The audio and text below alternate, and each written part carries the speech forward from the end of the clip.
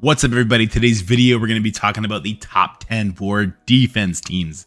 I don't know why you guys want these videos, but you keep asking for the top 10 war defense videos. So that's what we're going to do, but we're going to do an abridged version. We're going to do like top 5 in depth and like the bottom 5, just we're going to list them off.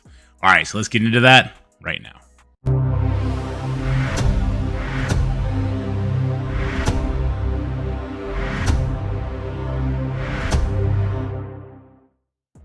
All right, guys, so these would be your bottom 5 defensive teams, but that's like really strong verbiage for these teams because the strong part about these teams is they're going to pull very particular counters that are going to give a little bit more breathing room to our other like top 5 teams. And that might be a stretch too, because the top 5 teams are in a league of their own. So in no particular order, it's not like this is listed, 10 through 6 or whatever the case may be. No particular order. Heroes for hire with a pre-taunt, especially Absorb Man, because he gets those real deflects. Very tough, gives those Dark Hunters basically no room to, if they get resisted on a skirmisher peeling off that taunt, then they just get screwed. So it really kind of limits that counter, makes people not even want to take it. It kind of pulls maybe A-Force, maybe Infinity Watch, and if you build your Heroes for hire to the moon, even the 4-piece Heroes of Hire can take on the biggest of Infinity Watches. It all comes down to that Shang-Chi and that Colleen. So they still make the list, but not at my size. It would be like 1.4, 1.5, right? If they're all level 95 type deal. Then you have Young Avengers, but Chavez doesn't belong on this team anymore. Look, I know she does tag-wise, but as far as opportunity cost goes, Chavez doesn't go here. She's too beneficial with her passive in other teams. So you kind of throw Miles in there, and the reason we throw Miles in there is it kind of messes with like the rebirth counter, but not really. The disrupts can be a little troublesome, but again, not really. Another alternative that I know a lot of people do is Doom. Doom instead of that Miles makes this a lot trickier, makes that A-Force team work a lot less often.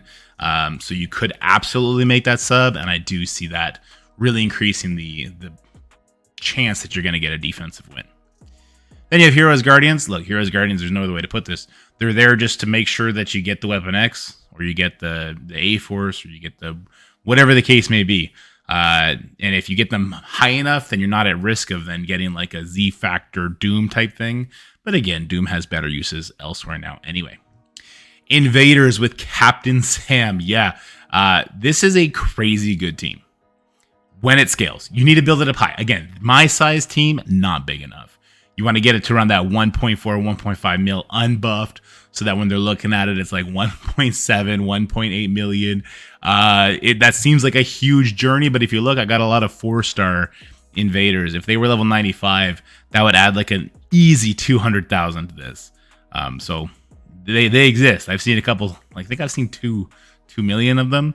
They're tough and they demand Death Seed, which is going to be very important when we talk about our top 5.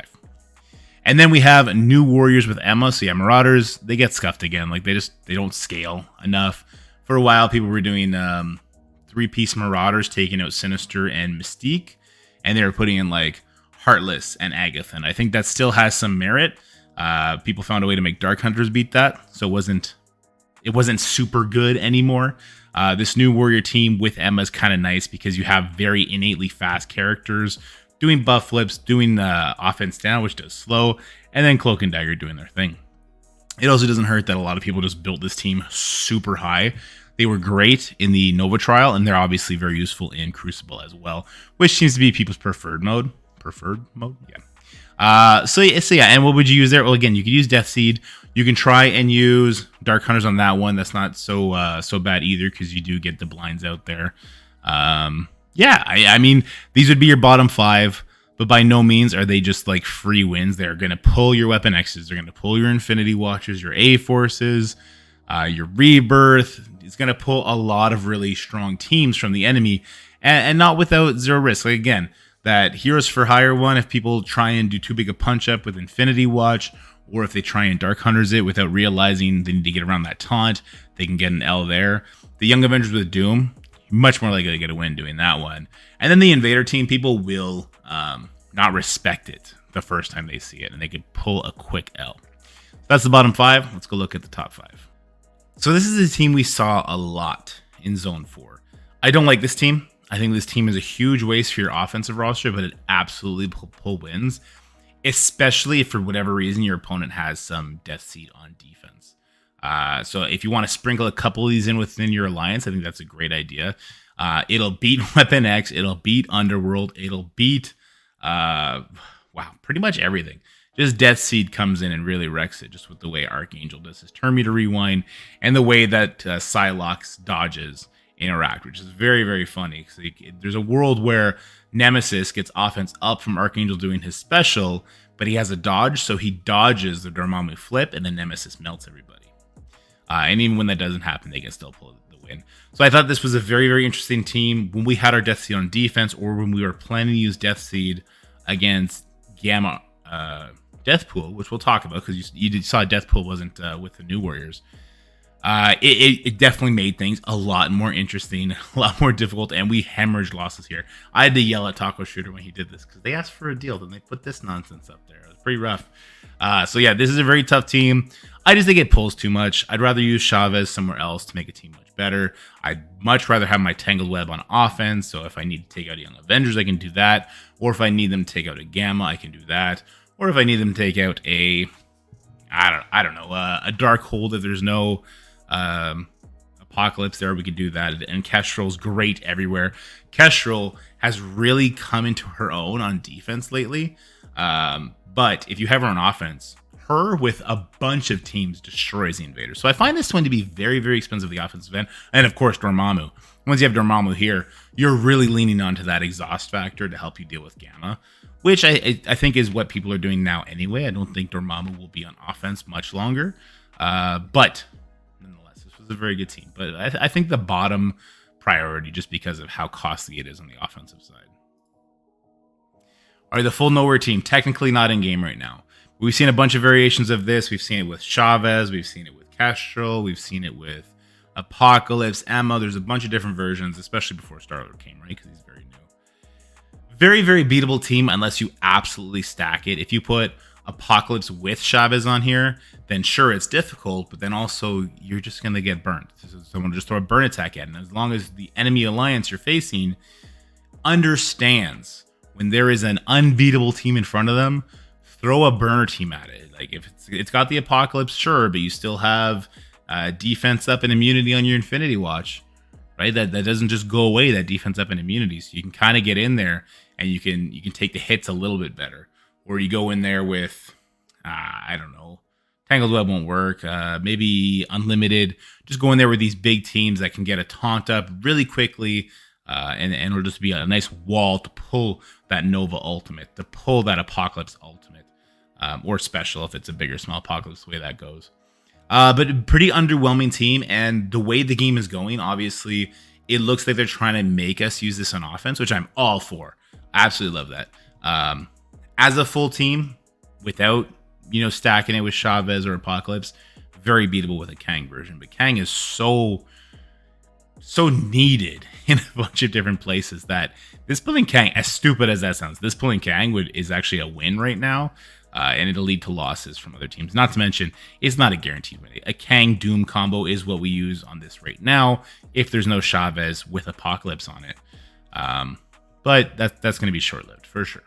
A-Hold. Okay, so A-Hold is really all you need to take out a lot of counters. You don't need to put Chavez with this team to make the likes of Underworld lose, right? Because when there's the Apocalypse there, then Morgan will hit through the blinds. Everything she does is unavoidable at that point because they've kind of overtuned the Apocalypse kit after their big blunder. So yeah, Apocalypse there, especially a big Apocalypse, will destroy Underworld.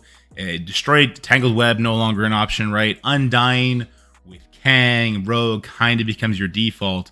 And if it's a big boy Apocalypse, it gets very rough unless you're facing unless you're facing big Krakens. Like I would say other Krakens. I'm not a Kraken, but all my alliance mates are. In which case, the Apocalypse, when he opens up with his ultimate, his ISO attack / his retaliate does become a permanent kill.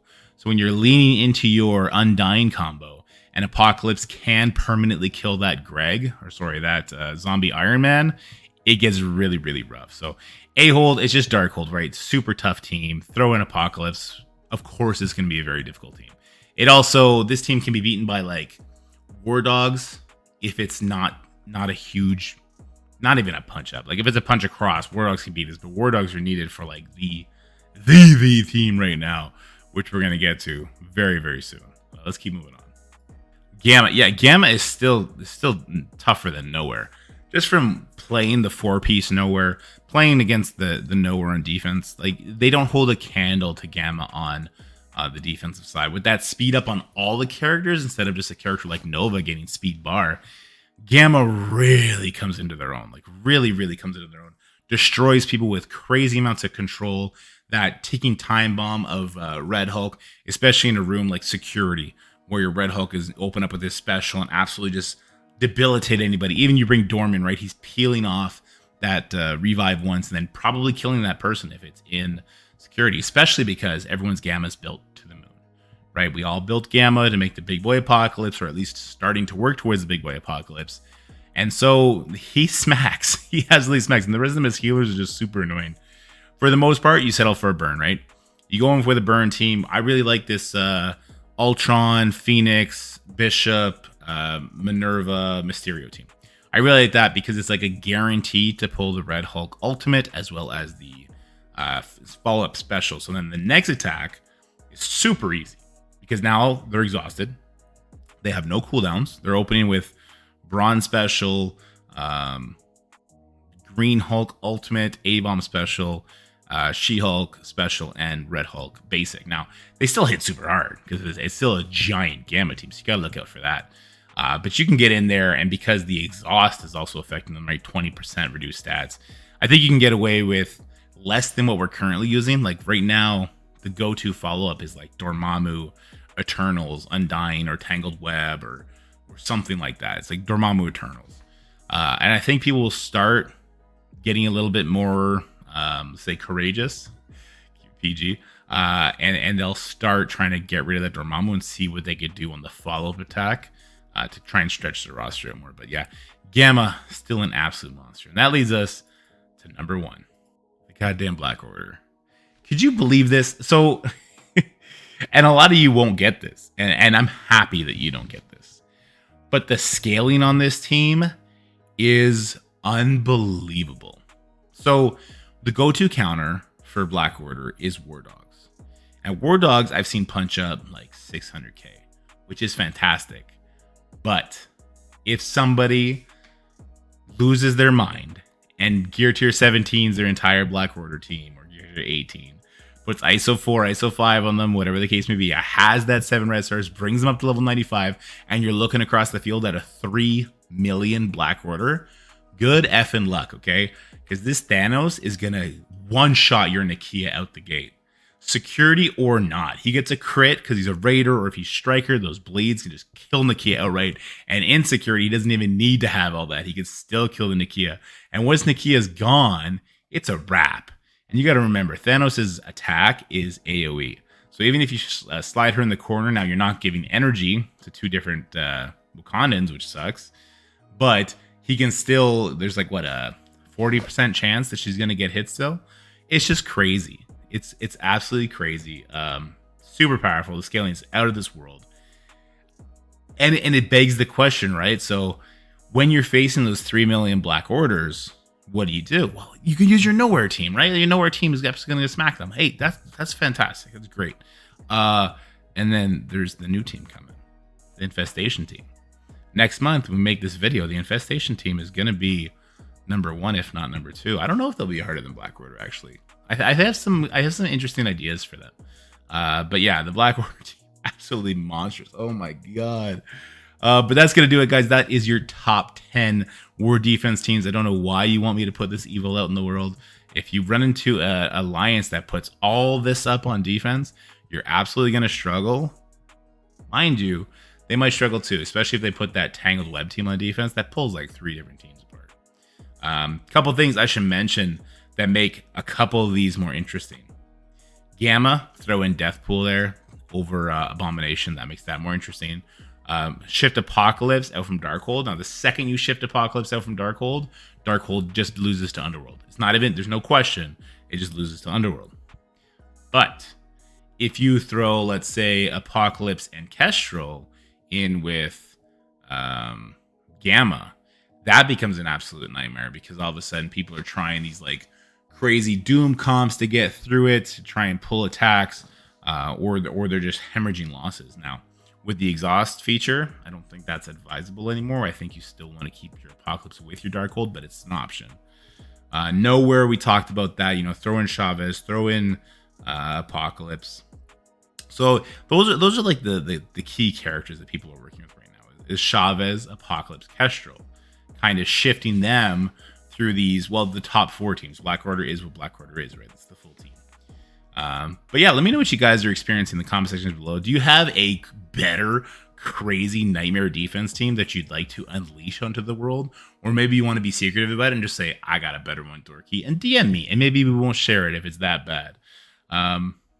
I'm excited for the Infestation team only because I do think it's going to make Knowhere default to defense. Like, I don't think it's going to be advisable for people to slide in Infestation into this list over, say, the New Warrior team. The New Warrior team is by far the worst defensive team on this list, right? I don't think it's going to be like Infestation replaces that, and then good luck. Then it's an absolute turtle fest. I don't know how that one ends. That would be very interesting. Because under the new rules, under the new efficiency system, which is something I've been wanting to make a video about for such a long time, there's definitely a world where you can go full turtle, make your opponent hemorrhage losses, and just be a little bit smarter about it. Just accept that you need to lose against Gamma. Just go in there, take the L.